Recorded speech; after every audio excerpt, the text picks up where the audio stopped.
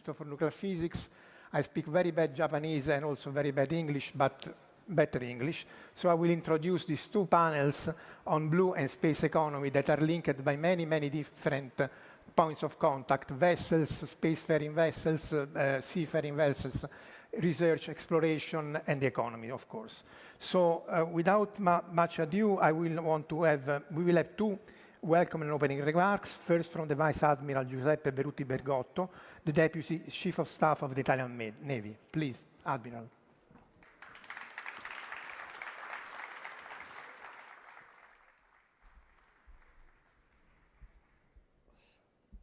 Thank you very much, Vice Minister Valentini, Admiral Natale, General Vestito, distinguished guests. Thank you for being here today.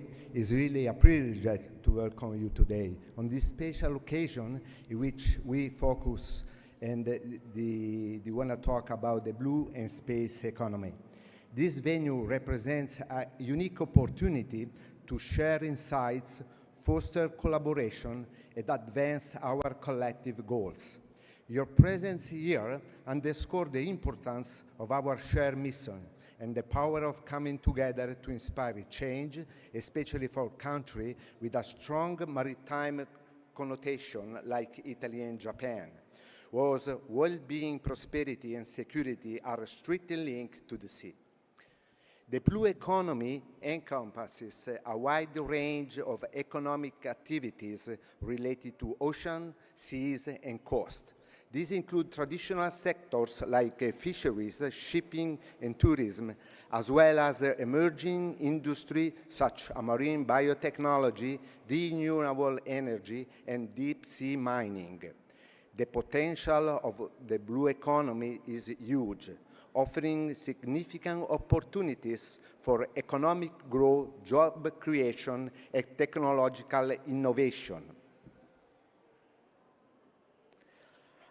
Notably, the sea is a strategic domain with multiple implications from a political, security, defense, and economic point of view. The ocean covers more than 70% of the Earth's surface and play a crucial role in regulating our climate change, providing food and resources, ensuring biodiversity, worldwide connection, and transportation. The sea sustains our social, cultural, and economic foundation as a common basis for our security, prosperity, our strategic international projection and positioning. In a rapidly changing global context, maritime transport, either physical transport at sea or digital transport via internet, assume a central role, becoming a driving force. The macroeconomic data indeed reveals that the sea plays an essential role for global networks. It's also the sea that hosts and allows to transit 90% of the commercial traffic, as well as 99% of data traffic through the undersea cables or those critical infrastructure that ensure the security of the country's energy supplies. This is why considering the geostrategic concept is crucial to keep a sea line of communication open and secure, to build security, prosperity of our country, as well as to ensure the lawful and sustainable use of the sea. Maritime transports have a central role in national strategies, especially for Italy, that imports 60% of raw materials and export 50% of final products by sea. One of the most important topics to be investigating is the underwater environment. That is characterized by physical peculiarities that make it largely unexplored frontier. The seabed covers an area 10 times larger than the African continent one, with over 80% of the abyssal seabed unexplored and accurate map available only for the 2%. From an economic and strategic perspective, the underwater environment provides access to essential raw material such as rare earth metals and additionally, most critical infrastructure for the transport of information and energy are located there, including over 1.5 million kilometers of backbone and submarine cables. Overall, there is a growing attention to the seabed, resulting in increased investment in research and development of technology aimed to assessing its opportunities and projecting its interesting fragilities. The underwater world indeed holds enormous potential for growth and development, encompasses infrastructure, mineral resources, renewable energy, underwater tourism, biotechnology, and underwater farming, along with the rising implication for defense and security. The evolution of technology, with increasing standards at lower cost, is fostering the acquisition of capabilities to assess the underwater world, which is no longer a prerogative of a major power. Moreover, less impractical access, even by non-state actors, means greater vulnerability of critical infrastructure. This is why we need to keep the technological advantage in this sector. In this view, it is essential a coordinated, comprehensive approach in order to develop aligned policies, share interests, and coherent research and development, and to develop a commonly asset governance framework for sustainable, secure, and safe use of the underwater. We urge the entire maritime cluster to collaborate, enhancing common understanding and stewardship of the ocean depth, while also improving technological capabilities. Blue economy plays a crucial role in harnessing the potential of our oceans, while ensuring long-term health and sustainability of the marine environment. We look forward to engage discussion, innovative ideas, and to strengthen partnership that will shape the blue economy future. Thank you very much for being here, and have a good work after. Thank you.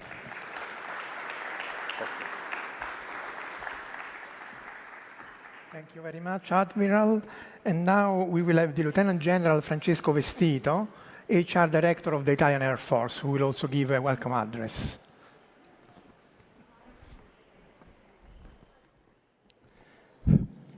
Good morning, everyone. Honorable Minister Valentino Valentini, it's a pleasure having you here. Military guests, civilian guests, all the guys, the cadets from the Italian Vespucci, our mothership, the most beautiful in the world. Welcome to this event. I bring the regards of Lieutenant General Luca Goretti, our Chief of Staff of the Air Force. Here I am with this uniform to represent the Air Force. I am in this part of the world, in Japan, after 13 hours of flying from Italy, because a lot of things have been going on in this summer for the Italian Air Force. We have sent our aerobatic team to the North America, flying 10,000 miles on the west of Italy, to bring the pride, the honor, the discipline, the teamwork of the Italian Air Force, and to test the logistics. Also, at the same time, we've sent a big package of military aircraft with associated organic C2 to do a big exercise in the Pacific area.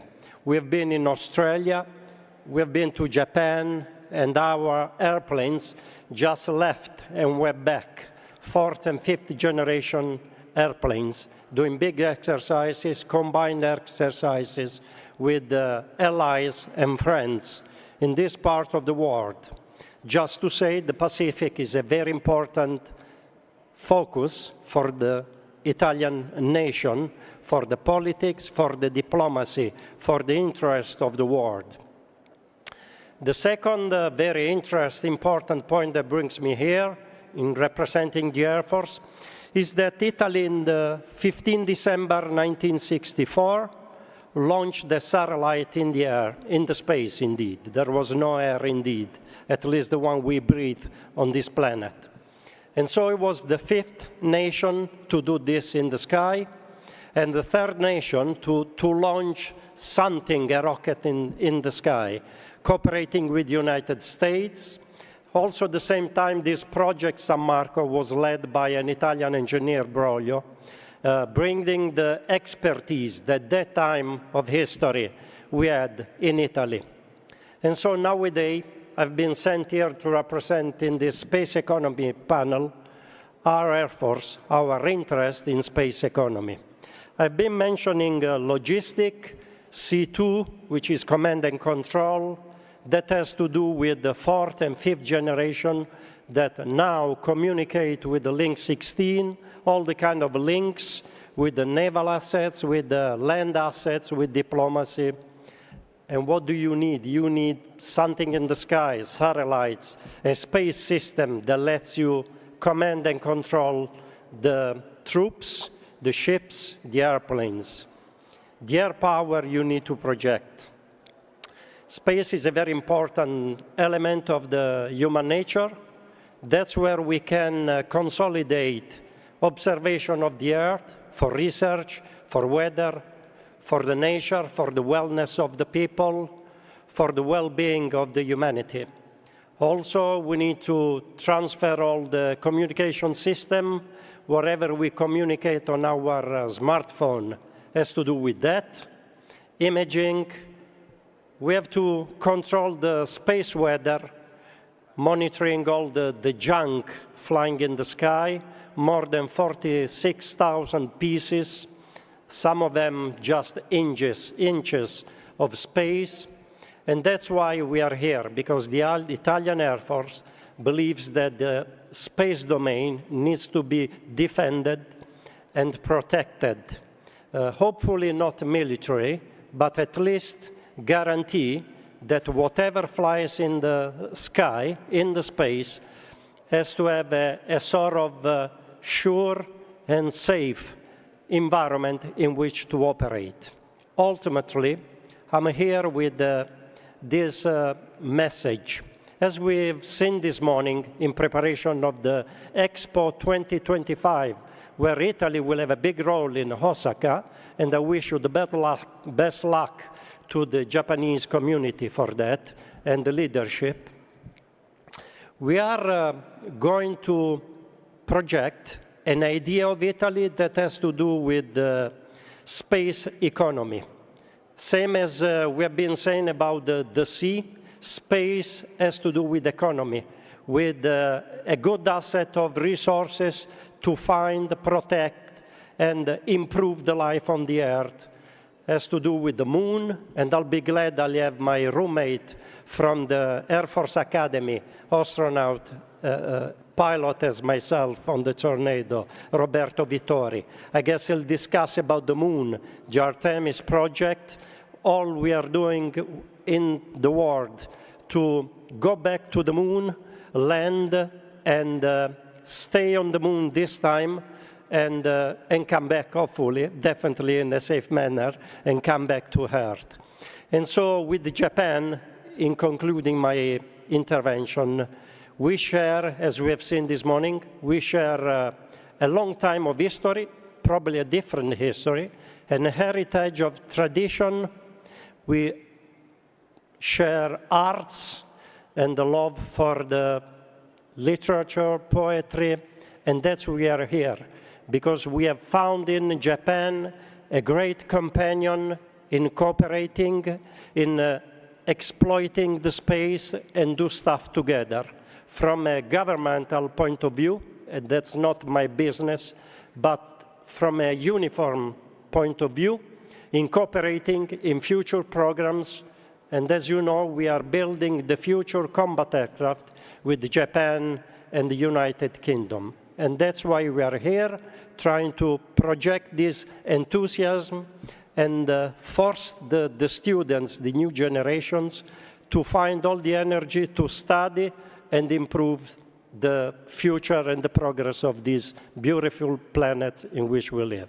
Thank you so much for the attention. Good luck to the panelists.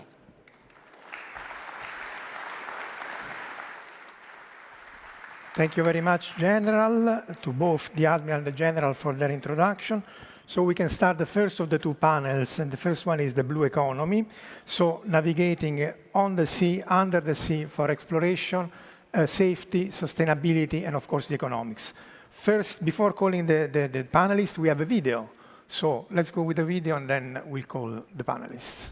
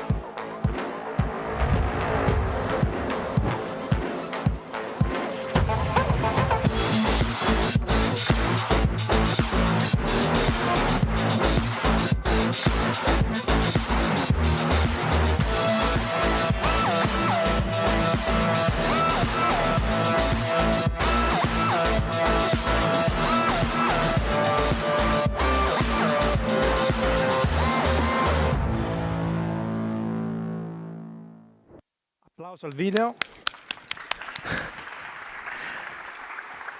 Okay, so we can call the panelists. The correct title is Sailing to the Blue Economy, Navigating Sustainable and Secure Seas. So I have the honor of calling first Vice Admiral Antonio Natale, Chief of the Education and Training Command of the Italian Navy. The names are on the chair. I think you are at the center. There are non è come il gioco che manca una sedia, ci sono tutte le sedie per tutti. Then Mr. Augusto Reggiani, Senior Expert for the Italian Ministry of Enterprises and Made in Italy.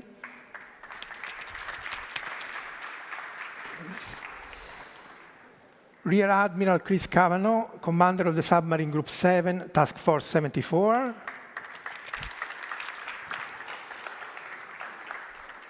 Mr. Michael Wang from the Sasakawa Peace Foundation.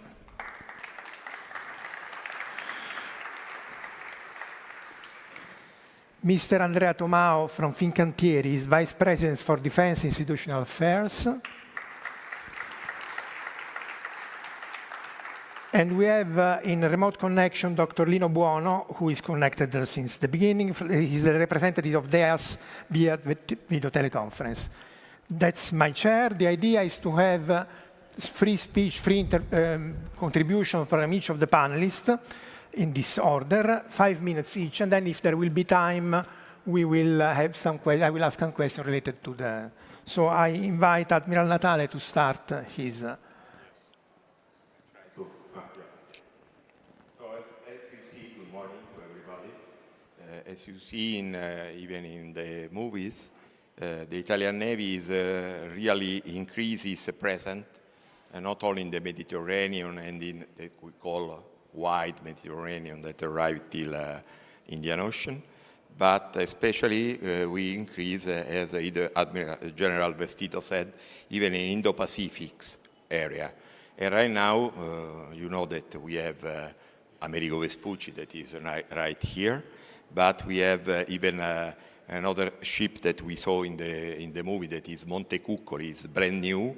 They take part of the RIMPAC activity, even with an activity in the Hawaii range, only for some country. RIMPAC is the biggest maritime exercise in the world, so it's the first time that the Italian Navy joined with a ship. We joined with some observer in the past. And last but not least, we have even a carrier group here in the Indo-Pacific with our aircraft carrier and a frigate, Alpino. I will meet Montecuccoli in Okinawa, and I will meet the aircraft carrier in Manila in the following weeks. So this is a big effort to underline how important is the freedom of navigation. That's why we are here. Italian Navy, coming back to the blue economy, that this is called the blue century. The Italian Navy is a constant, we could say, a little fight against what we call sea blindness. That means the inability to understand how vital is the well-being in our society for the sea. For those reasons, especially for countries like Italy and Japan, that have a heavily reliant in the sea, the security underwater dimension is increasingly important, both for develop and over for economic reason. The depth in the ocean, coming back to the activity, as said Admiral Beruti, is not well known. We know better the moon than the ocean, the sea bed. So right now we know less than 2% of the seabed. So we following believe that we have to increase our knowledge for this. And the modern Navy, like we have, need to develop a new capability in order to be able to operate even 1,000 meters in deep seabed. We have a submarine here, but it's not only this. Focus on this project, Italian Navy built a hub in Italy, in La Spezia, to focus all these activities. It's a kind of center of excellence where we put together industry, university, and of course, Italian Navy lead this, in order to focus all the resources in this field in order to better discover how we can improve our knowledge in the seabed. It is so public and private. Expanding this protection beyond just a military one, essential to recognize the legal framework related to underwater dimension that is no longer appropriated. So we have to focus even on this as legal aspect that, for instance, was better developed in the airfield for drones, for instance. No? And right now we have to develop even for the seabed. Italy is working on this issue to want to establish a national authority for the control to underwater activity. However, considering the ocean are a global common, we think that the national approach is not enough, as it's important to develop a common and shared legal framework at international level. So we need to protect our transnational and deep seabed, where most of energy, mineral resources, and found lie mainly outside of created jurisdiction approach. The role of international organization and stakeholder, like an international seabed authority, or like we have is Sosakawa Peace Foundation, is essential to achieve this ambition and challenging goal. We have seen that one of the 5 priority goals of the Sasakawa Foundation is to realize a peaceful world through the ocean. So it is perfectly in line with the objective of promoting and update the legal framework to allow a peaceful and sustainable use of the underwater environment. Thank you. Thank you. Next, we have Mr. Reggiani, please. Thank you, Professor. Authorities, ladies and gentlemen. You know, in Italy, we used to say that our country is like a big carrier in the Mediterranean Sea. So we have our sea that cover like a big part of our coast. And our sea must be intended not like such sources of problems, but as opportunities. And that's why this government has prioritized the sea in its agenda. So let me tell you some data about what is happening in our country about the topic of blue economy. We have evaluated that the maritime economy contributes approximately 150 billion in added value, with over 7,000 kilometers of coastline. These statistics are vital for our economic development. Therefore, the sea must be central to Italy's new industrial policy, increasingly linking frontier technologies with the blue economy, because Italy is a global leader in the shipbuilding sector, as you know, particularly in constructing large cruise ships and yachts, but not only, obviously. Our excellence also extends to marine robotics, blue biotechnology, marine renewable energy, and sustainable technologies for exploiting marine resources, and many, many other things. So actually, the Italian government supports deep sea mining. This is the new topic. And only when it is environmentally compatible, and the extraction of minerals and metals will be part of a new framework law on the underwater dimension. Also, we have had a new law. The name is Law on Made in Italy. It has simplified the nautical supply chain and promoted the replacement of fossil fuel engines with electric ones, aiding the transition to cleaner marine engines. And on the legislative front, the government is preparing two specific measures: the bill connected to the financial law on the blue economy and the law on diving. The first law will improve the regulatory framework for many activities related to the blue economy, simplifying interactions between business, public administration, and local authorities. This simplification will help make marine sector companies more competitive, encouraging administration to circulate the information that they already possess. Thank you. Thank you.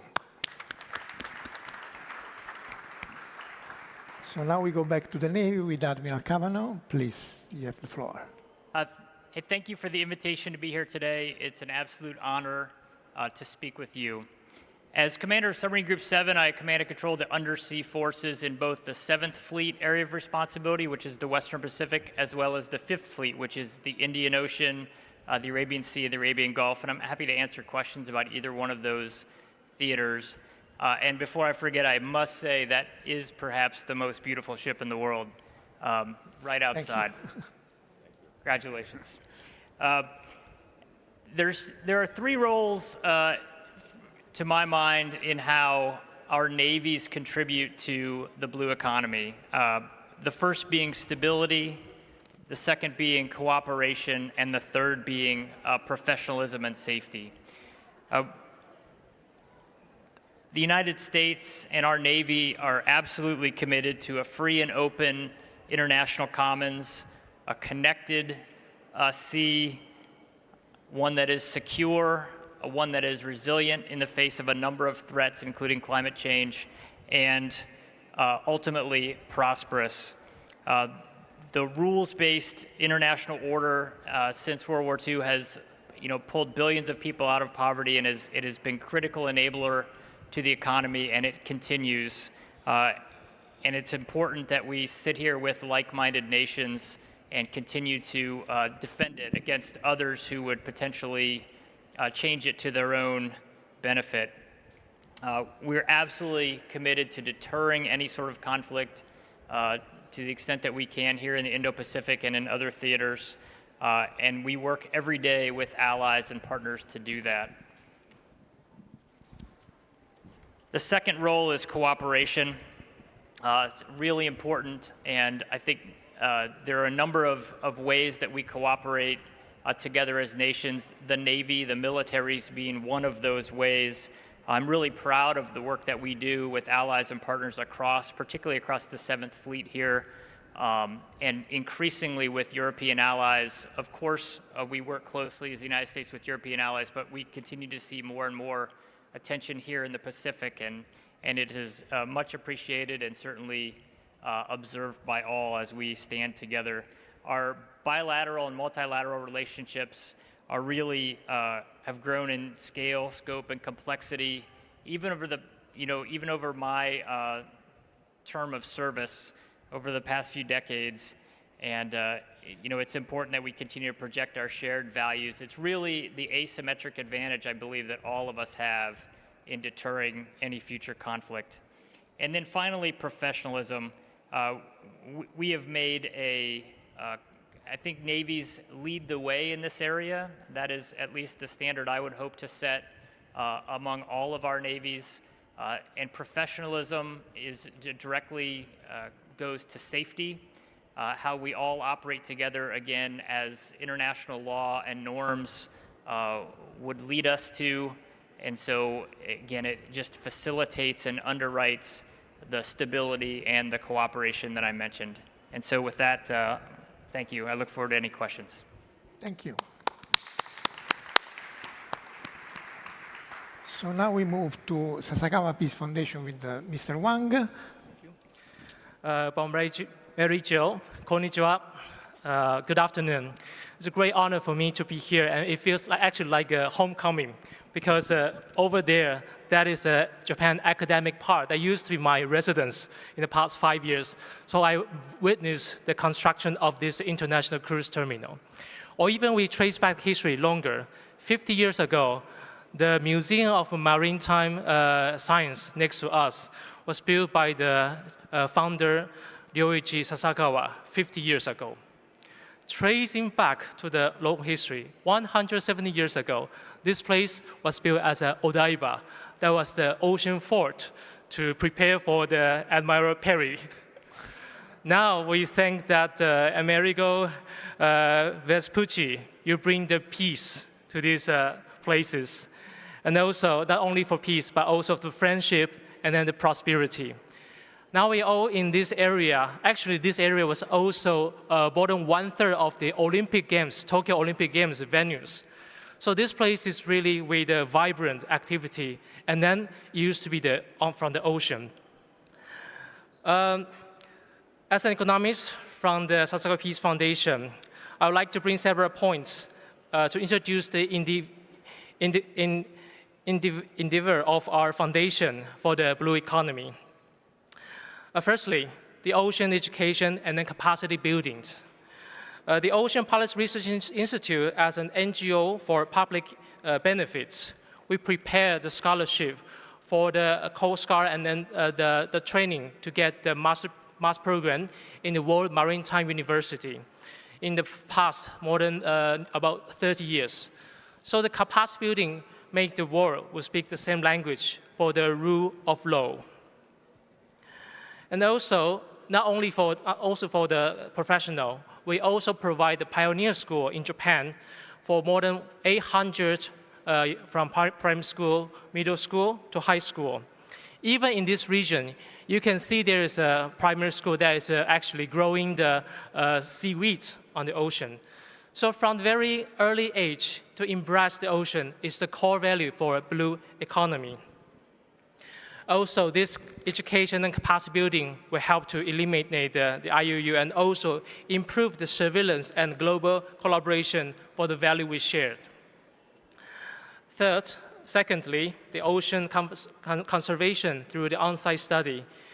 For example, the blue carbon, and we also need to find the solution from the local wisdoms. For example, the ecotourism. That is not asking for a lot of economic investment, but the understanding of the history and the cultural. And we also need to mention the innovation for the ocean startup, because this will be very important for the ventures, for the students to create a new meaning of the blue economy from what they found. Let me give some examples. Can you believe that we can make a coral reef aquaculture in the center of Tokyo in the CBD? That is based from the expertise and also the hobby. And also there is a shrinking population in the Seto inner sea inland. So there's a venture that growing seaweed aquaculture with the abolished fishery aquaculture farm to increase the biodiversity. And even there are some technicians even develop the apps to make the more logistic, to reduce the food loss for the fresh fish. All in all, come to the innovative ideas, and also we will need to establish a more better platform to support, to finance these innovations. We need to make people to think for the ocean, with the oceans. So that will be the true meaning of being the maritime country. Lastly, I'd like to mention about the holistic approach for the policy formation since 2023 as a Blue Economy Study Group among the member parliaments in the ruling party of Japan. So this bottom-up approach to see the community-based approach, to see each needed requirement from the fish village, to see the economic effects. We take the pride of embracing the oceans, and we also hope that under the United Nations Economic Programs financing principle, we require the interdisciplinary collaborations, and also that will make sure that the international collaboration will come true for the sustainable blue economy. Grazie alle. ありがとうございます。Thank you. Grazie. And now we move to the enterprises with Mr. Tomao. Thank you. As a representative of a multinational company, I would like to stress what we see as the major driver in the blue economy for the next future. First of all, we need to stress the importance of the maritime dimension for international trade. 70% in terms of values and 90% in terms of volumes of the entire international trade go by oceans, go by sea. So our maritime dimension is still the main vehicle for our international trade. In order to have this trade safe, we need to protect it, we need to safeguard it, we need to have always a nice view of what's going on at the international level. So what we see, the first dimension that we see is the need for investment in new high technological and sustainable platforms, units and technologies to protect our seas. At the moment, in 2024, we are surrounded by areas of tensions. From the Italian and European perspective, of course, we have the war in Ukraine, we have the crisis in the Middle East, in the Indo-Pacific region is full of tension, potential and actual that could arise in the next future. So we really have to keep an eye on this because it has a direct impact on the maritime economy. Just to make an example, normally goods from Asia to Europe used to travel through the Red Sea. After what's happening now, what's going on in the Middle East, a relatively small group of people called Houthi were able in the Red Sea to attack our merchant ship, to block them, and to put the companies operating in the merchant domain to decide to stop using that route. They decided to use another route, so the circumnavigation of the entire Africa region, that had a huge impact in terms of time and cost. And at the end of the day, it has a huge impact on the prices of the goods that we buy. So it has a huge impact on us. So major driver is investing in defense and security. Certainly, that is one of the main points. Then we have what we call the sustainable competitiveness. In order to be on the market, in order to sell products, now you have to sell sustainable products. The maritime dimension When we think about ships, we think that they are extremely a cause of great pollution. Actually, the entire sector accounts for only 2% of the emissions worldwide, so we are not that bad. But at the same time, we need to invest a lot in new technologies also in this domain. What a company like Fincantieri is doing now in this field. The main area of technological development to reduce the emissions will be in the fuel sector. At the European level, we have incredibly strong targets to reach because the European Commission set important goals. There is a law called the net zero emission. So by 2050, Europe has to be a zero emission area. This is something extremely challenging to, is going to be extremely challenging to get there. In the maritime sector, as I said, we are investing a lot in new fuels. We need to lower the carbon footprint of the ships. Some companies are investing a lot in methanol, some others in ammonia. We are focusing mainly on hydrogen. Hydrogen is going to be a main driver. We developed in the submarines that we are providing to the Italian Navy. So we are using the cross-fertilization among defense and civil. That is something extremely typical. We are now developed a project called the Zeus ship, Zero Emission Ultimate Ship. It's a project done at the national level with the involvement of universities, research center. It has been done under the aegis of the Ministry of Enterprises and Made in Italy. So I take the chance also to salute Vice Minister Valentini and thank him for being here with us. And this is a technology that is going to be extremely interesting for the future. But at the moment, considering that Fincantieri has 45% of the share in the cruise ship market, we need to find technologies to bring them on board of the cruise ships. At the moment, LNG, liquefied natural gas, seems to be the best solution. In February 2024, we delivered the first ship, Sun Princess is called, that is powered by LNG. By the use of LNG, we will reduce 55% of the emissions. So this is going to be huge. But we need to reach 100%. 55% is not enough.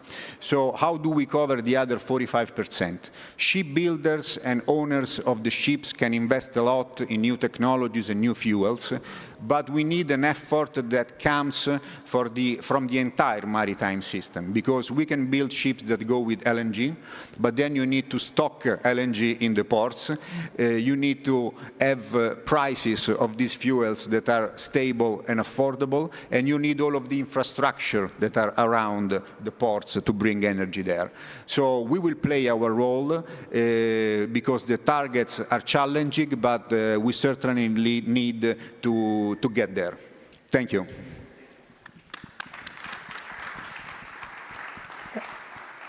And now the last contribution will be online from Mr. Buono. Good afternoon, everybody from Italy. First of all, let me thank you for having me here today, even if from remote, but it's a big pleasure for me. My name is Lino Buono, and I'm the technical director of DEAS, an Italian company mainly involved in cybersecurity and AEA. So, why talking about cyberspace in a conference on blue economy? Cyberspace is usually defined as the fifth domain of battlefield, after land, sea, and space. Actually, someone referred to cyberspace as a superdomain that surrounds all the other domains. Someone else talked about an embedded domain because it's inside all the other domains. I prefer to say that it's a sort of transcendent domain because it exists on its own and is made of let's say, digitalized information. On the other hand, it intersects and influences all the other domains. In fact, cyberspace is ubiquitous nowadays, and it will be even more in the future, probably. So let's see a real-world example. There is no prosperity without security. I strongly agree with this sentence, and this statement becomes trivial thinking about what is happening in the Red Sea area since the last October. as mentioned by the previous panelist. And the impact of lack in security has in fact a direct economical effect. Being risky to pass through the Red Sea, many ships changed their paths, moving from the usual and faster route through the Suez Channel to a longer one rounding the Cape of Good Hope this way. So this poses evident consequences because longer routes means two things, basically, more time and more money. So it's quite trivial that there can be no prosperity without security, but we can, and we must, I think, make a step further. It isn't possible to protect something that you don't know from a threat that you don't know. So this was one of the key messages that Sun Tzu described in The Art of War. If you know your enemy and you know yourself, you need not fear the results of 100 battles. Otherwise, you will probably fail, or at least you will get a high damage. So we need the capability to know. And this means that we need to be able to get data, extract information from data, and make it actionable. So the best place to search for data is cyberspace. And finding data in cyberspace is quite easy nowadays. Actually, we have the opposite problem. Data overload and data pollution. The difficult thing is to be able to manage tons of data, recognize what is useful, and remove the fakes, and get knowledge on top. So in this game, the MVP is the AI. AI can provide superhuman capabilities and deal rapidly with huge amount of data. Can a human do the same job? Yes, of course, is the answer. But AI can do in minutes what a specialized team can do in days or weeks. So in a world that rapidly changes, timing is essential. So AI can play a big role in that. And with this idea in mind, in this we created Orion. Orion is meant to be a sort of, let's say, medical center where you can find in a single place multiple subject matter experts, but for intelligence in cyberspace. But cyberspace is not only a sort of repository of data, and as we said before, is transcendent. And it can even be a dangerous place. Cyberspace is not only a source of information also for bad guys, but it's much more. It can even be the medium to create kinetic impacts being seated thousands of kilometers far away in an office or at Starbucks maybe with air conditioning, drinking a cup of coffee, and pressing keyboard keys and making a big impact somewhere in the world. I know that it looks like quite sci-fi, but some months ago in Italy, I had the honor to participate to a complex exercise made by Italian Navy to investigate exactly this possibility, considering the maritime assets and vessels in particular. And we demonstrated that it was possible to remotely gain enough detailed intelligence to design an attack, and that thanks to an insider threat or by compromising the supply chain, it was possible to both conduct a cognitive attack against the personnel through their workstation and to conduct a cyber attack that, in the end, blocked the ship's rudder and turned off the diesel engine in the sea. So a cyberkinetic attack, even against an isolated environment like a vessel in the sea, is a concrete risk to take into account. So, well, hoping to have convinced you in these 5 minutes that cyberspace is really a thing for the blue economy, I want to thank you very much for your attention. Thank you. So we are more or less on time. So I would ask a quick question, and then either of you or all of you want to answer based on what were your contribution. Namely, we have seen that there is AI, new material, new power, fuel, and these pose challenges and very big opportunities again. depending on the context, if it is the navies, if it is the industry, if it is the research, or if the government. So if either of you or all you want to answer, what are the challenges and the opportunities that these new technologies can offer in your field of work, research, of operations?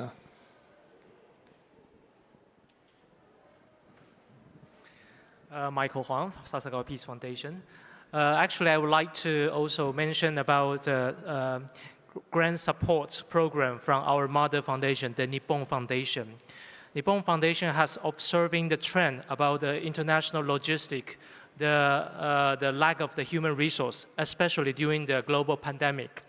So actually, last year, there was a first automated pilot also from this international cruise terminal, the shipping from here to another, to Mie Prefecture, which is about more than 500 kilometers. It's about more than 99% of automated navigation. So that could substantially reduce the human resource cost for that. Another thing is that the hydrogen fuel shipping.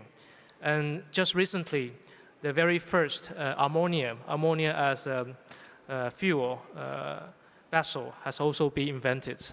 So that shows the support of the seeding innovation technology will be essential, because that will be the core for the NGO and also the public interest foundation. So once we accelerate this kind of venture and startup, then there will be a bigger cluster for information. And also we can also use this positive environmental impact to motivate the financial sector to support this platform.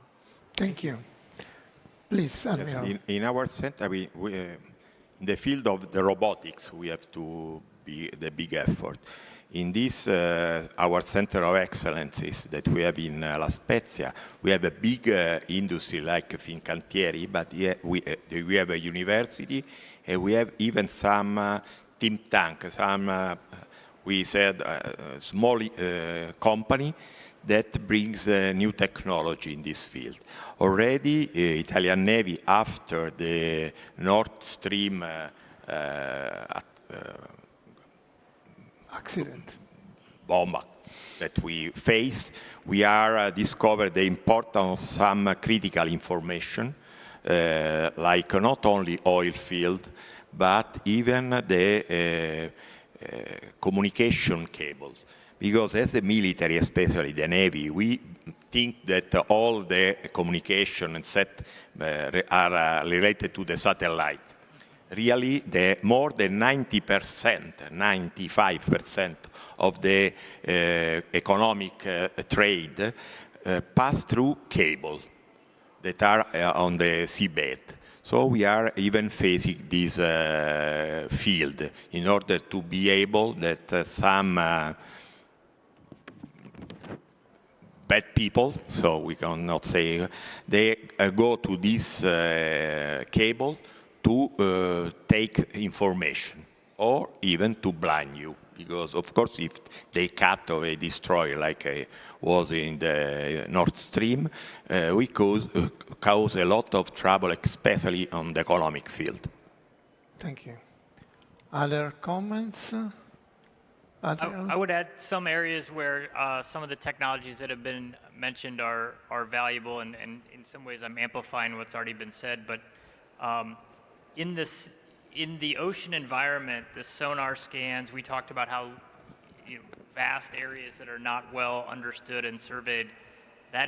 Those are immense amounts of data that in many cases we have, but it takes a great deal of computing power to make sense of that, to turn that into actionable mapping, whether it's the seafloor itself or the cables that are there or defending those cables, et cetera. So that's where AI and really just higher compute capabilities really factor in.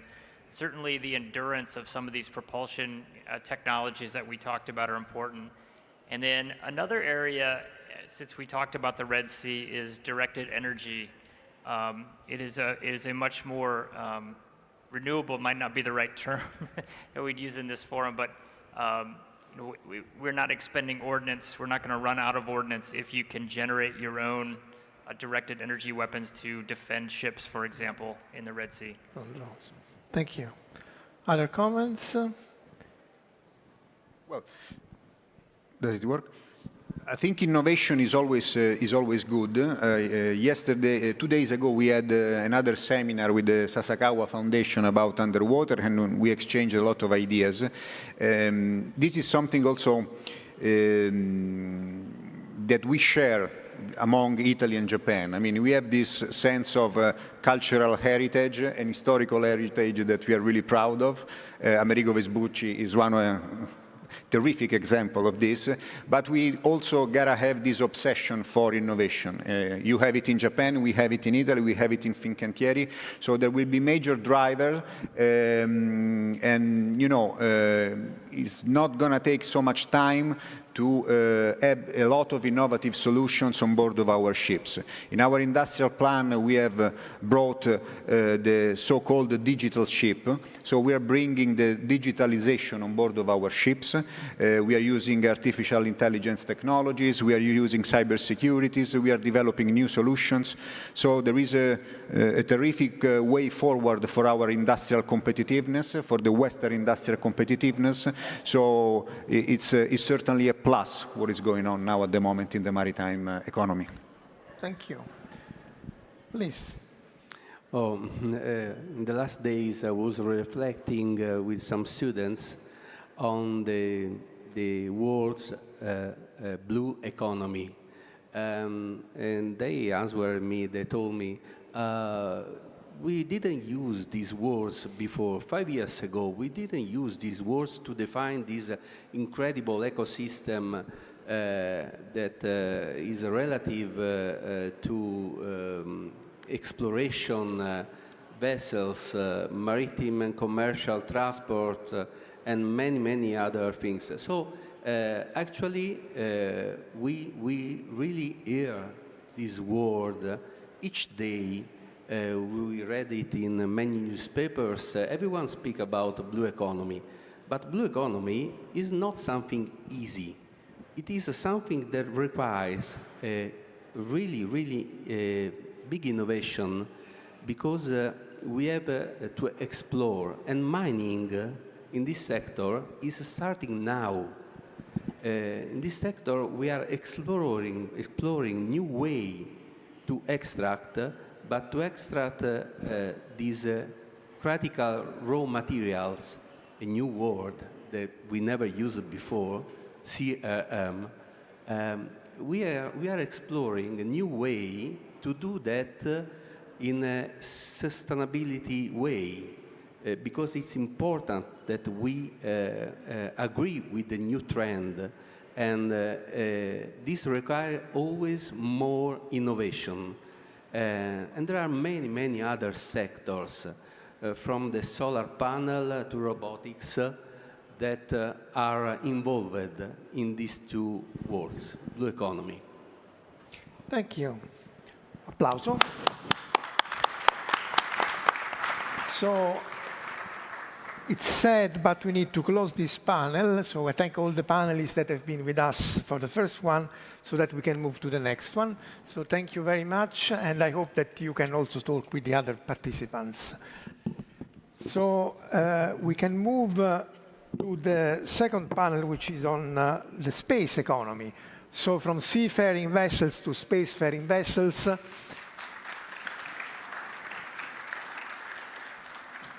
Very different in shape, but I think as beautiful as the most beautiful vessel that we have just outside, which is much smaller for the time being. We hope to have much larger vessels.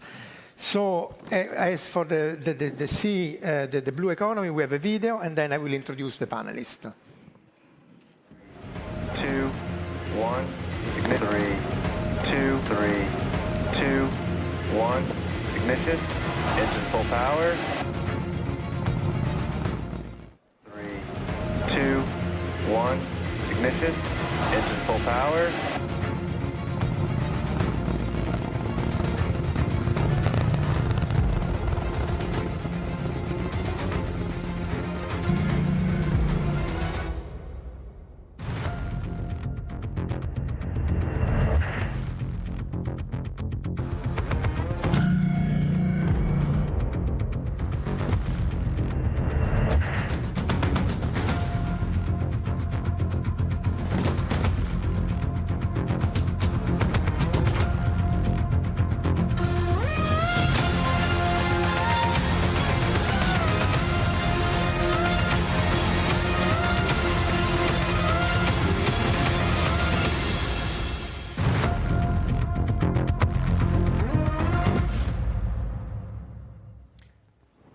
So, applause al video.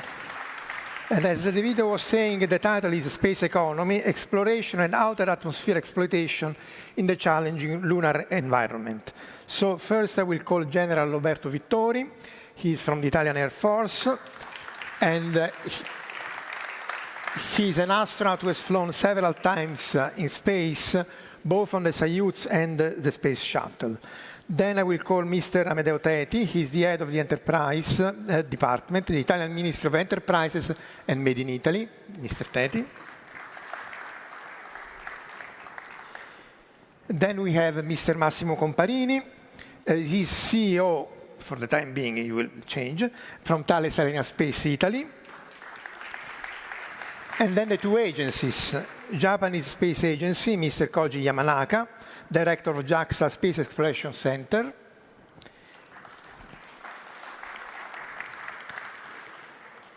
You have the name, yes.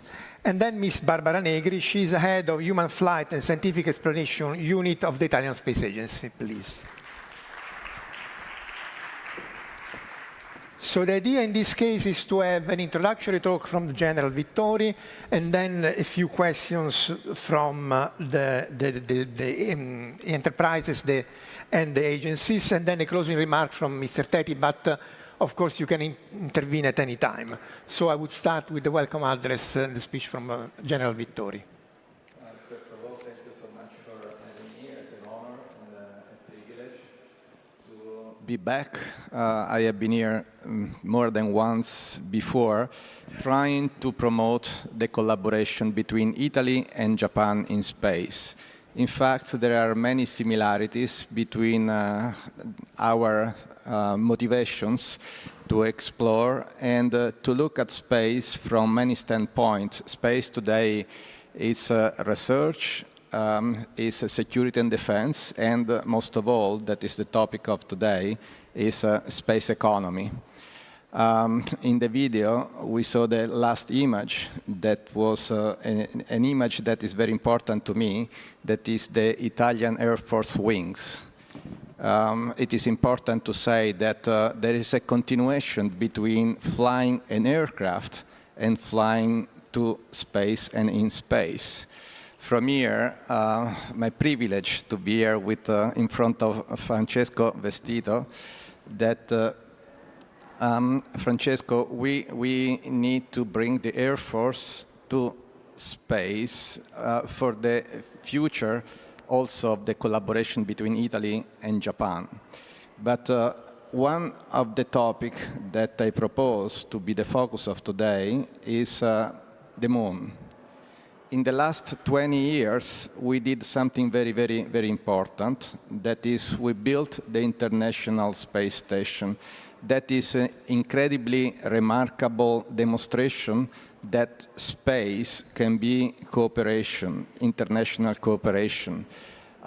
It is appropriate to define the International Space Station as the most successful international cooperation endeavor ever achieved. Even today, our colleagues that are flying 400 kilometers on top of our heads at 27,000 kilometers per hour are all together. There are Russians working with US, with Europeans, with Japanese. So space, in the last 20 years, space did something extremely remarkable to putting people together. The future will be similar, but also different. The future will still be cooperation, but the future will be focusing on resources. This is something that I like very much to underline. When you fly to space, when you are in space, I flew 3 times on board of the shuttle Soyuz. Now I hope to see the Crew Dragon. And when you are out there and look down, you look at the blue planet, you have this visual impression that the planet is beautiful, but the resources are limited. So we want to continue to grow the economy, but we need to preserve our ecosystem.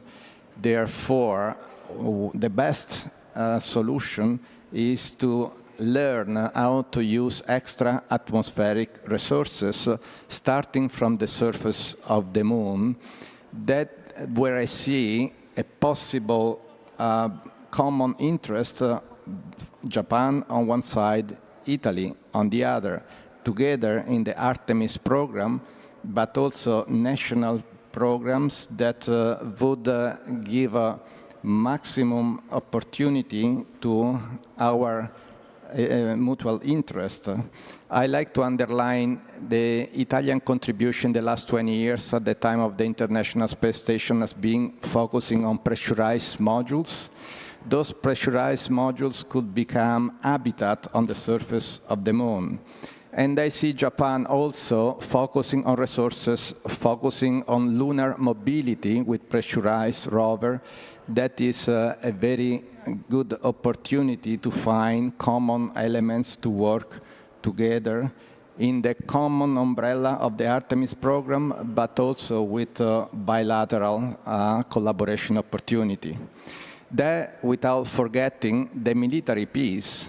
Again, space today is growing so fast that sometimes it's even confusing all those elements. We need to make an effort in trying to understand that they're all important and they all have single values. For example, on the military side, military security and defense space, talking about Earth observation, telecommunication, navigation, that can be seen from a science standpoint, but also security and defense. And there is one word that is a common language when we talk about military space, that is the SSA. SSA is something that really will create this common language to make this positive synergic use of the opportunity that space offers for military applications. Thank you. So, as the General has said, the next challenge is going to the moon. So the question was also in the video, that it was also Mars, but let's talk about the moon. Depending if it is to the industry or the agencies, we want to go back to the moon and it's a factor 1,000, 400 kilometers versus 384,000 kilometers. So this would open space exploration and send again the man on the moon. So what are your expectations, either as an agency or the industry in this field? I would ask. We are facing a big challenge due to the fact that the moon, the distance from Earth is very high. And for this reason, there are a lot of studies and research in the field of logistics to solve some logistic problem as nutrition and also health. The astronaut should be protected from radiation, and it is necessary to realize diagnostic systems, to use telemedicine to support them in a period in which they will inhabit the surface of the moon, because the idea is to have a permanent base on the moon. The second problem after the health is to have the possibility to find food for them. We are working in the field of growing plants, in bioregenerative systems, closed systems that use hydroponic system. But it's important also to understand if it's possible to grow in plants on moon surface. But this important item, the countermeasures we will find with the science and the technology to solve the problem of a permanent base on the moon could be improved also in our planets, because in the next future, with the climate change, we will see some disasters as desertification, floods, and then at the end of this century, we will be 10 billion human beings. And it's important to use space science as a possible spin-off on our planets. Thank you. So I would ask the counterpart, Yamanaka-san from JAXA, to give his impression on going back to the moon. You sent a lot of probes, but now we want people. Yes, it is very challenging, but it's very interesting challenge. As you know, this year, for example, this year is a very good year for us because we could land on the moon surface. Earlier this year, our spacecraft successfully landed on the moon. And as Roberto-san said, also this year we agreed that we will provide the pressurized rover. Pressurized rover is a big rovers, but if we have a pressurized rover, we can do a lot of variety of lunar activity. For example, science, we can do lots of different science. For example, we can locate the measurement device for the earthquake. No, it is not earthquake, it is moonquake. Luna has the same phenomena with earthquake, and Japan is pretty good in earthquake measurements. So we can locate this measurement device on a very different location of the moon, or we might be able to do some sample return from the moon, and we might be able to locate the observatory on the opposite side of the moon. So although it is very difficult, but by the international cooperation, Japan only cannot do everything. So Japan can want to contribute by what we can do, like a pressurized rover. Pressurized rover is a combination with Japanese car industry and the space industry, and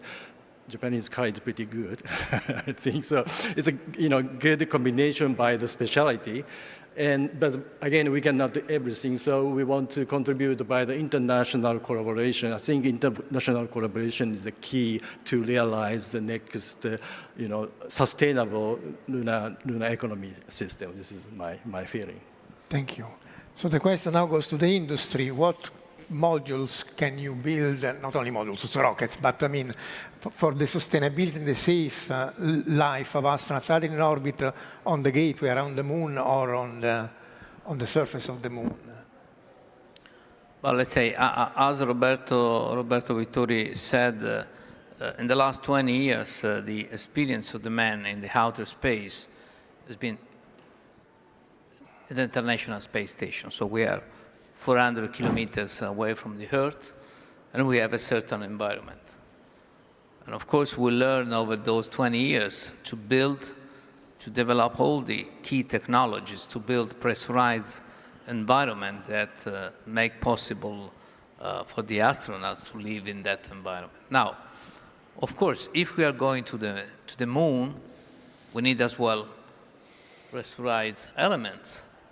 But the environment, it's a bit different, or let me say, it's really different and much more demanding. As Barbara said, we have, of course, first of all, to protect from the radiations, the astronauts. So, of course, we have a long-standing legacy. We build, the Italian space industry built more than 50% of the pressurized volume of the part of the stations. And this is extremely important to think about, okay, which kind of environment, which kind of models we're going to design to think to going to the moon. And this is something that we are doing right now. I mean, in this very moment, we have 3 elements of the Lunar Gateway, which is the first ever station in cislunar orbit, so a kind of logistics station to support the tens of missions that we will see on the moon in the coming years. We're building 3 models, and some of the technologies are really different because we need to protect from an environment which is completely different, first. Second, big difference. The Lunar Gateway will be not continuous habitat like the space station. For most of the time, it will be unattended. So it means that we need to have a lot of much more digital technologies to make the maintenance of this infrastructure, which is, as you said, 380,000 kilometers away. And looking to the moon, and with the Italian Space Agency, under contract with the Italian Space Agency, we start the first study for the so-called MPH, multi-purpose habitat, so a pressurized infrastructure to be on the surface. We need to make another steps, how to build the infrastructure that help and support a continuous or quasi-continuous presence on the moon. And don't forget that, of course, the new phase of the moon exploration, as Roberto briefly said, is not just to come back, it's to stay, it's to learn how to live, to work, and why not, to build on the moon, to make the moon a kind of, let's say, first stage to go to a far destination. So there's a paramount of technologies. It's not so simple. I mean, the road is always bumpy and rock. And this is also the reason why the partnership and cooperation and events like this one, in bilateral and multilateral, is essential, because nobody can take those challenges alone. And I really think that also from an industrial standpoint, the partnership through the cooperation at the level of the space agencies in multi or bilateral is really extremely important. Thank you. So this is, so we want to go to the moon because, of course, it's super cool. It's the best thing we can do. But as Barbara Negri was mentioning before, we have critical problems on the planet. Sometimes the criticism, which is wrong, is how you go there when you have so many problems. So the question becomes, what technologies and what of the infrastructure that we develop for the moon can be applied to benefit our planet? This has happened in the past, so what are your expectations for the benefit on the planet with the return on the moon? We have the experience of International Space Station that we can consider a unique laboratories because there is an environment in microgravity.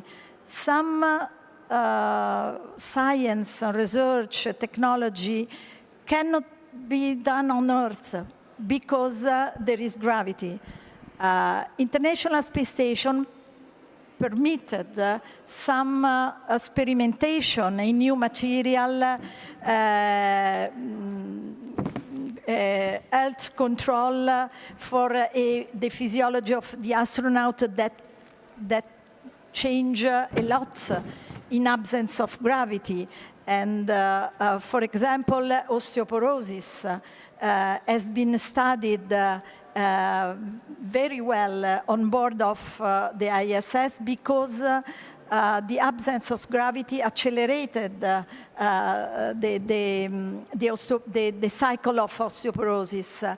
And this is a benefit for all people on Earth because we can find the countermeasures to apply to all the population. But Moon, in principle, has an environment different from ISS because there is 20% of the gravity in comparison with the gravity on Earth. There is no atmosphere. There is no magnetic field. There is a strong radiation that can destroy the materials and damage human beings. But the moon push technology to find a solution to very important questions. For example, as I told you before, use bioregenerative systems that can recycle waste. In our Earth, one of the most important problems is the lack of recycle.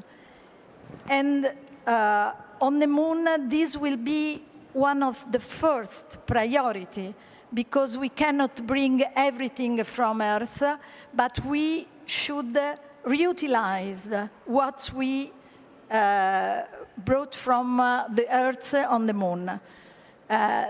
In my view, recycling systems will help a lot on Earth.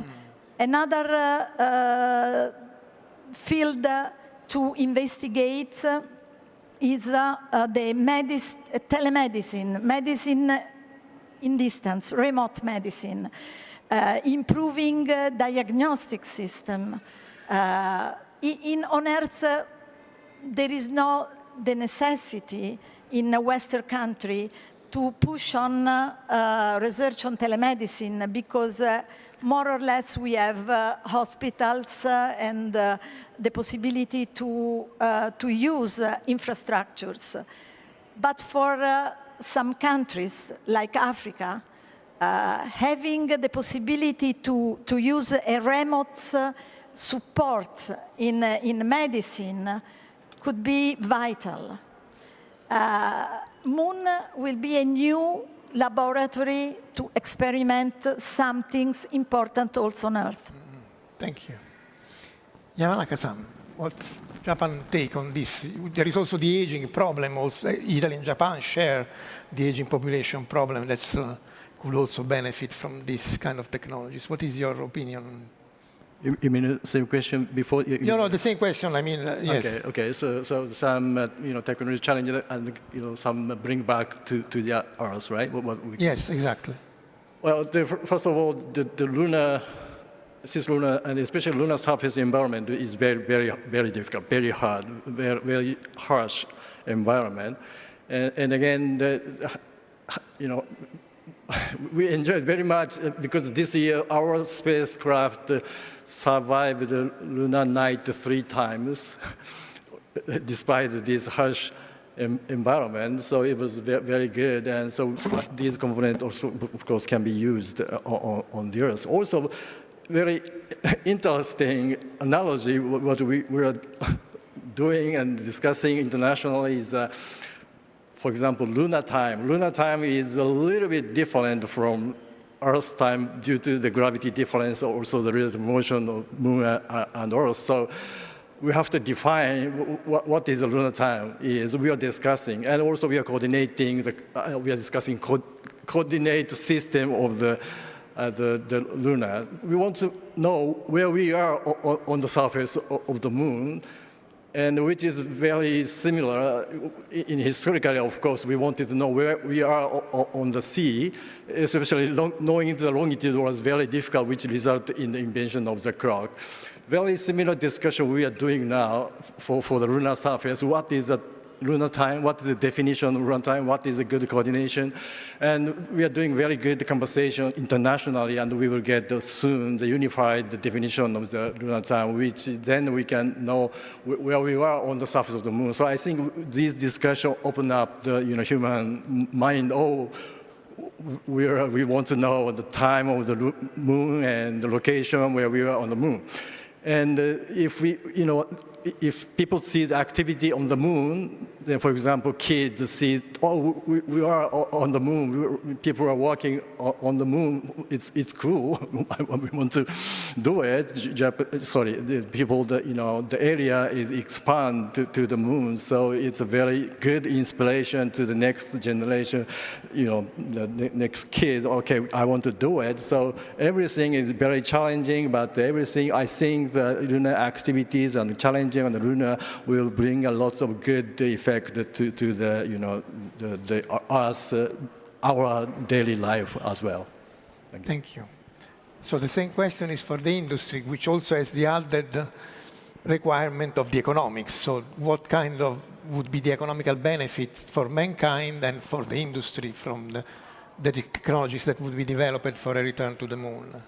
Well, in the very last few years, we heard a lot about low Earth orbit economy, and Barbara mentioned some of the reason of that, because we are going to have not only research in space, but even made in space, materials made in space, organic 3D printing and things like that. So something which is really relevant from economic standpoint, because it's making the connection with large non-space application and non-space market. Think about just the regeneration of skin that you can do, and as Barbara said, it's not possible so simple to do it on the Earth.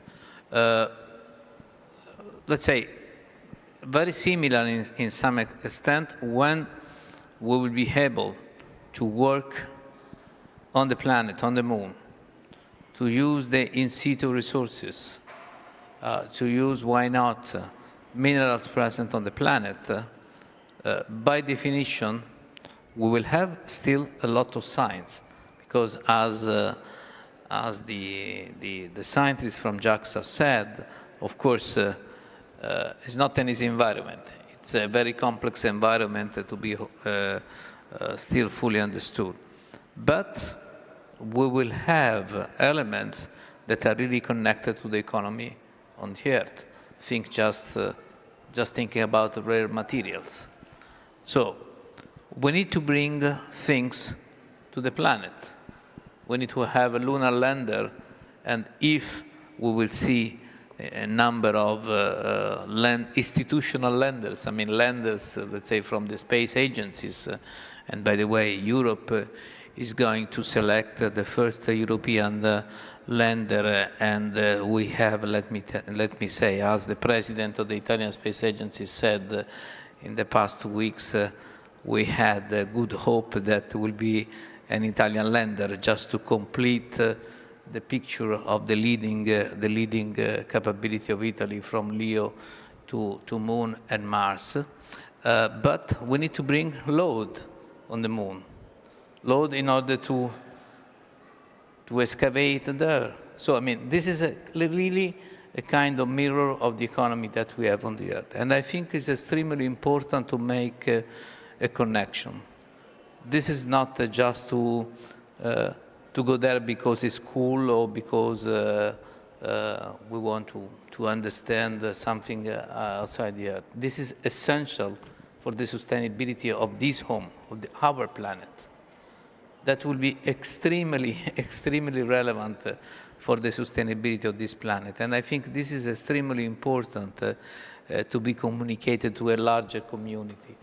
Because, of course, if a space mission is still rocky and difficult, means that we need to support with investments, but those investments are, of course, good for science, for knowledge, but those investments will be completely mirror and fall down to the sustainability of this planet. And I think this is extremely, extremely important. Thank you. So before closing with Mr. Teti, I would ask Roberto Vittori if you have some closing remark on this move. Yes, thank you. I would like to, first of all, Minister Valentini, thank you for your presence. I would like to re-emphasize that the collaboration between Italy and Japan in space has multiple options. I see in the audience, first of all, it's a pleasure to be here under the beautiful picture of the Vespucci. That is the opportunity that puts all together here. I see in the audience military presence from Japan and from Italy. Dialogue between the Italian Air Force and the counterpart in Japan is very important to collaborate in military space. On the exploration part, the Italian Space Agency and industry together, by the way, congratulations to Japan for the very remarkable successes last year, for the very important agreement you signed in the Artemis program. This is a motivation for us to say in the future we want to collaborate with you. And there is another element that we don't have to forget. Now, in space for the future will be primarily innovation. Innovation starts with the university level. So I believe it's very, very, very important to understand that space is not what we know, but we do not know, we don't know yet. And therefore, the role of the university is extremely important. We need to facilitate the collaboration between Italy and Japan also at research and university level. That is probably one of the objectives that maybe we can together agree that as a priority. Thank you. Thank you very much, General Vittori. So I would ask now from the Ministry of Enterprises and Made in Italy, Mr. Teti, to give the closing remark to the panel, and then we will have Minister Valentini to close the whole thing. Mr. Teti, please. Thank you. Thank you very much for giving me the possibility to highlight some brief remarks on why space economy can be an opportunity for Italy. I have 3 brief points. My first point is about strategy. Italy confirms its leading role among European countries in the sector of space economy. In December 2022, our country allocated 3.1 billion euro in the European Space Agency programs, placing itself in first place together with Germany and France. In addition, at the national level, Italy has allocated 2.3 billion euros in the Italian Space Agency budget. In total, thanks to the investments of approximately 7.3 billion euro planned by Italy for space programs until 2026, the entire Italian space industry is bound to register a significant growth. This Italian strategy has even frightened France, to the point that in an article in the French economic daily newspaper La Tribune a few days ago, 2 important mayors of the industrial cities of Cannes and Toulouse underlined the risk of France losing its European leadership in the sector in favor of Italy in space economy. Italy could overtake France in terms of growth in the aerospace sector in the wake of above-mentioned massive investment in the sector. According to France, the new Italian push is also having immediate success in export and new contracts for our companies. Much of the credit goes to the commitment shown in supporting space as an Italian excellence in the world by the current Meloni government and by the authority delegated for sector policies, that is the Ministry of Made in Italy and the enterprises. And it is not just the investment programs in satellite technologies and digital manufacturing processes that are the flagship of Italian strategies. The initiatives are numerous, and they range from regulatory aspects, like the first Italian framework law on space of last June, to the establishment in November 2023 of the new AI Industry Foundation in Turin, which has aerospace among its first sectors of intervention. The second point is on the new Italian bill on space. This bill on space, really long awaited by the industrial space environment, was approved by the Council of Ministers and will now have to go through the entire parliamentary process until approval by the chambers. Having it linked to the budget law, the bill will probably speed up these steps, bringing the law to approval and entry in force by the end of this year, 2024. The law regulates many aspects, from the authorization system for space activities conducted from Italian territory or for Italian operators abroad, to the National Register of Objects Launched into Space, for which Italy is the launching state, and this register is managed by Italian Space Agency. A key point of the bill is the issue of a national plan for the space economy.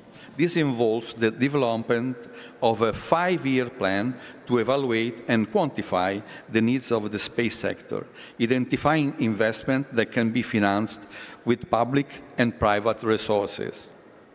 In close connection to the plan is establishing a multi-year space economy fund in order to promote space activities and encourage the development of innovative products and services based on space technologies and international cooperation.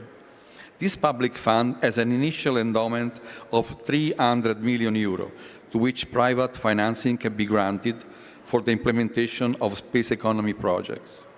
Even though the fund's resources may seem small, 300 million, it is believed that the Space Economy Fund could be an economic multiplier by attracting more and more national and foreign private resources to be allocated to new space projects. And of course, future Japanese investment are welcome.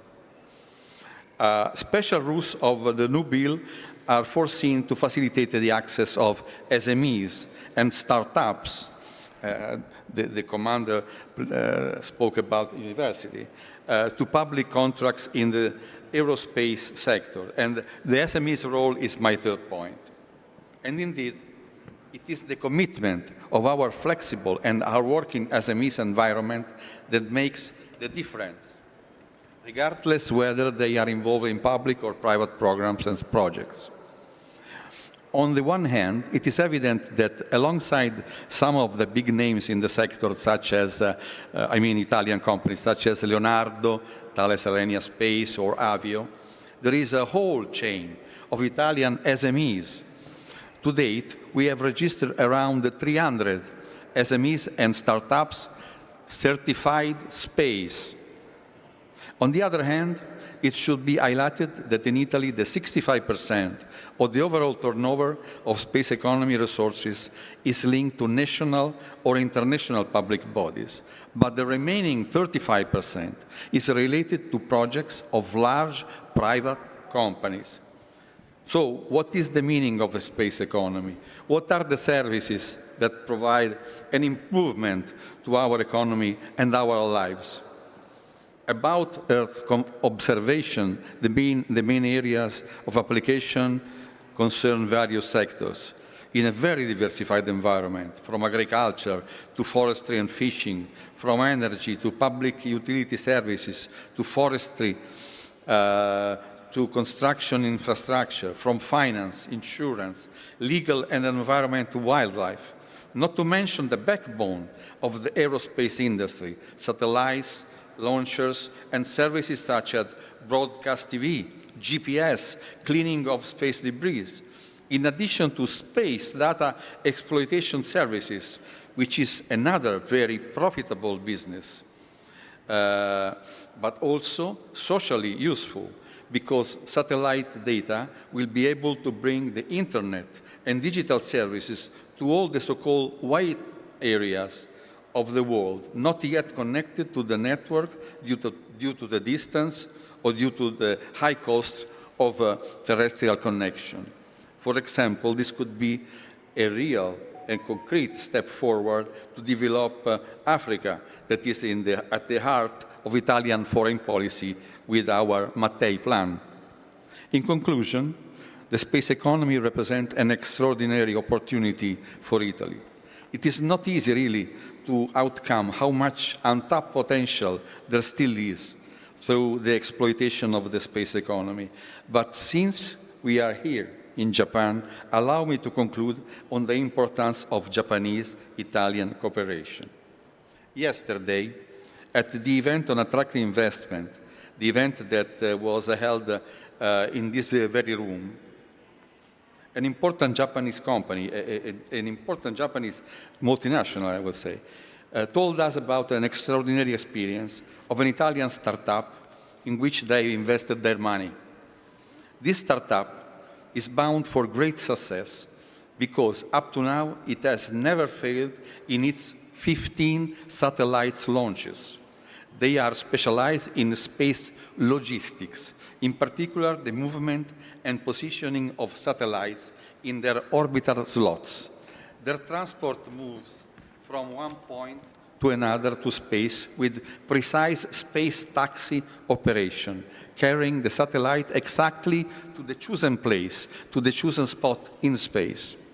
This information that the Japanese companies have invested in these Italian startups was indeed a source of pride for us here in Tokyo. The best possible proof, I must say, they could really get to us, really. So, in a nutshell, if the Vespucci ship is capable of bringing the Made in Italy to the world seas with pride, indeed, many Italian companies know just as well how to well bring the Made in Italy to space. Thank you. Thank you very much. So this concludes the space panel. Then we will have the final remarks. But first, I want to give another round of applause to all the panelists for the nice contribution. It's sad because time is tyrann, and we have to close this panel on space, but we will have the final closing remarks by the Deputy Minister of the Italian Ministry of Enterprises and Made in Italy, Honorable Valentino Valentini.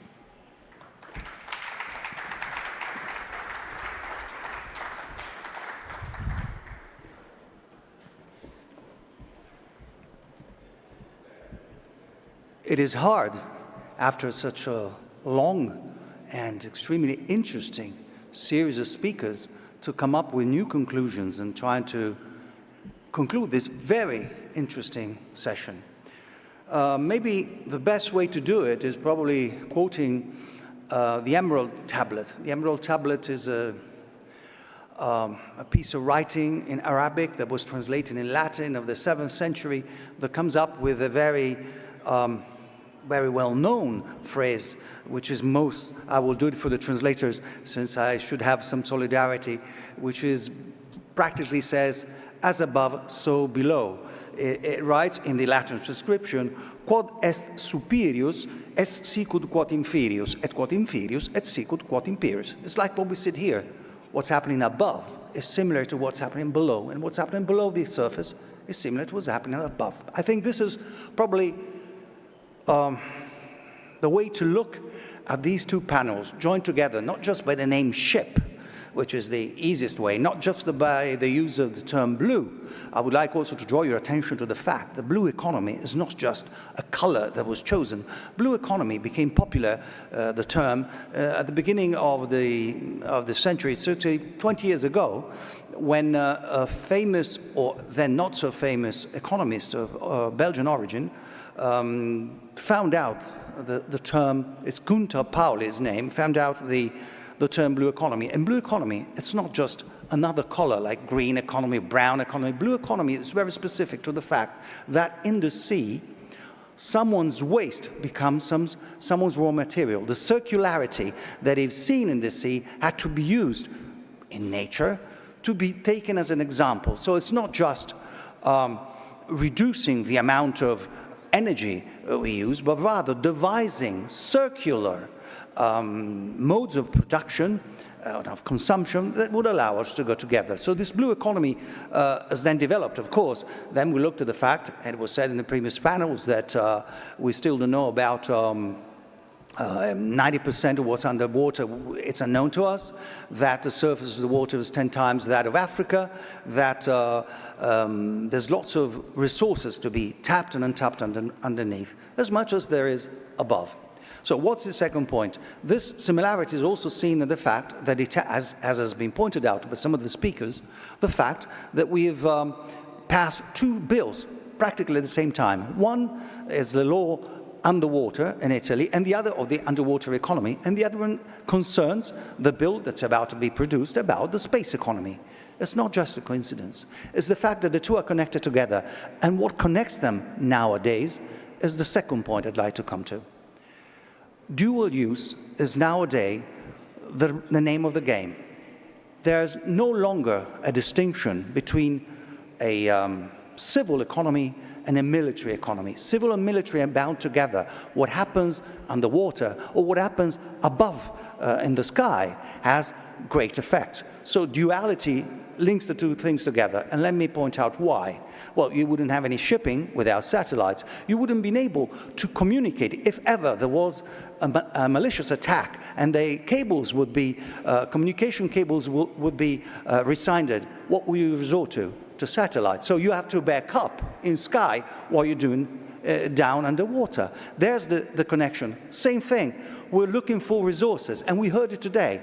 Untapped resources down at the bottom of the sea, where we have to be very careful not to extremely affect the underground submarine environment, but at the same time, we're going over to the moon, not just for a trip, not because it's cool, but by being on the moon, by learning how to build, develop, and stay on the moon, we will learn how to tap the resources that are many. Same with the space economy. We heard it, from the benefits that derive for the human body, for telemedicine, for what is agriculture and food and medicine, all sectors where Italy is extremely good at. And that's why we think that the new space economy will grow. What is a new space economy?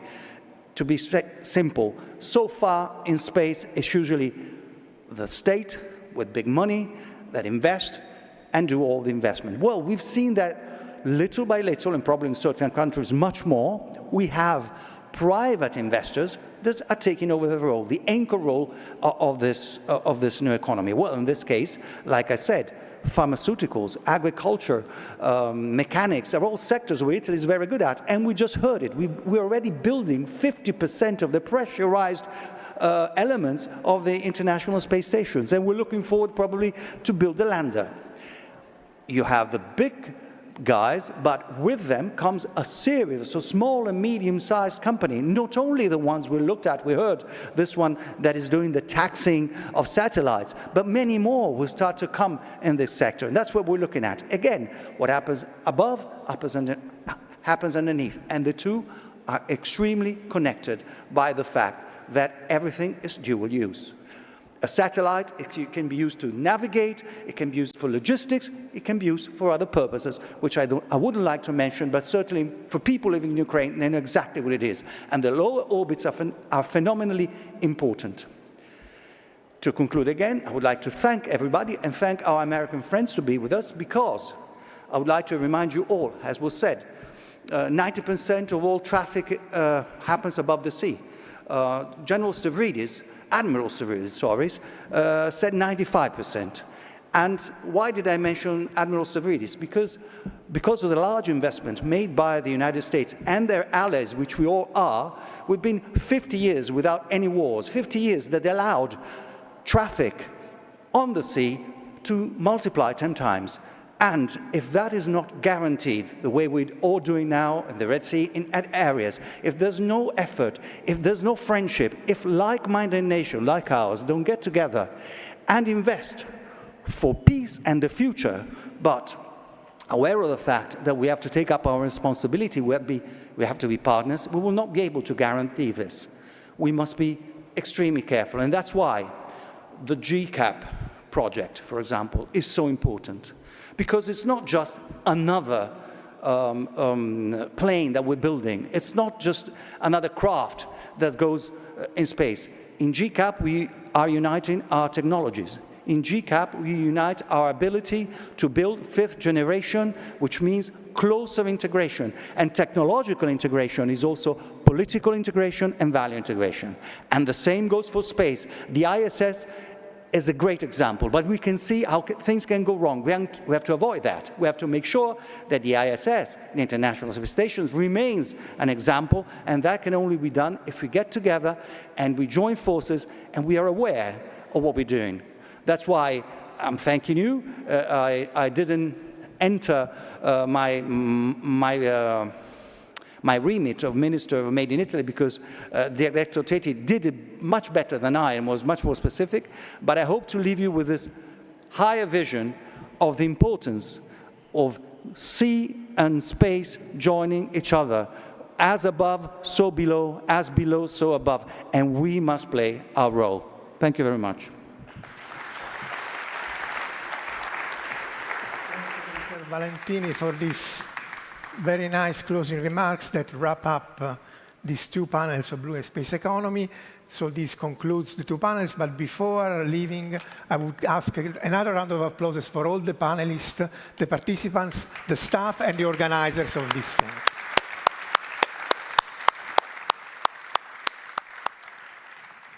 So that's all, folks. Take care.